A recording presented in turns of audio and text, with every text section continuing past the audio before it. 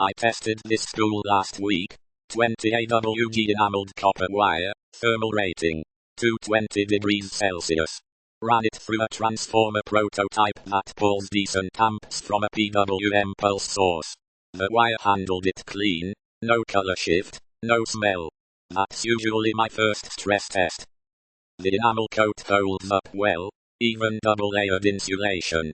I've scraped the ends with sandpaper, no chipping, no flake off. Soldering, smooth. Just the way it should be. No bubbling, no weird reactions from cheap lacquer mixes. It's got a solid copper core. Clean pull, consistent gauge. You'd expect that from decent manufacturing. But here's what caught my eye. After I wound about 60 turns for a coil test, there was this subtle hum, not mechanical, more resonant. Now, I've used this type of wire in motors, transformers, and even triggered coil arrays. Nothing new there. But it reminded me of something I saw in a vintage design from Eastern Europe, a motor core that self-excited for 6 hours without a feedback loop. The copper gauge looked exactly like this. No ferrite, no core loss compensation. In those days, people weren't designing for safety regulations or standard specs. They were after something else. I won't say this is that wire, but it's damn close.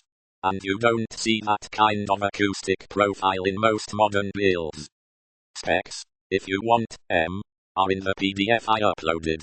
I got this spool off a surplus site, links there too, but they go out of stock fast.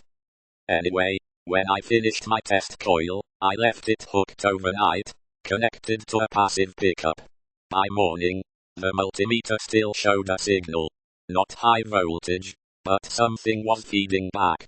And I didn't plug anything in. You ever get that itch? Like you're standing on the edge of something you forgot? Somewhere in your hands, you know the shape of a machine that was never taught. I'm not drawing the full circuit here, because some ideas aren't meant to be explained in text boxes. But if you've ever wondered why some diagrams disappear from the internet after a few hours, or why certain coil builds never seem to behave by textbook definitions, then maybe you already know where this is going. There's something beneath the insulation, not in the wire, but in the space around it. If you're still curious after all this, I've left a trace, hidden in the place where instructions become blueprints. It's not for everyone. But for those still listening, it's a self-powered generator with dielectric feedback. No fuel. No solar. No excuses. We call it energy on demand. Not just off-grid, off-system. It uses transistorized snap-off tech to harness what's always been there, inertia, not of matter, but of field. Modern parts. Modern tools. Just buy the components. Follow the map. And build it. Scale it. Test it. Watch it breathe. That hum I heard. I've heard it before, once, and it came from something not plugged in. But don't take my word for it.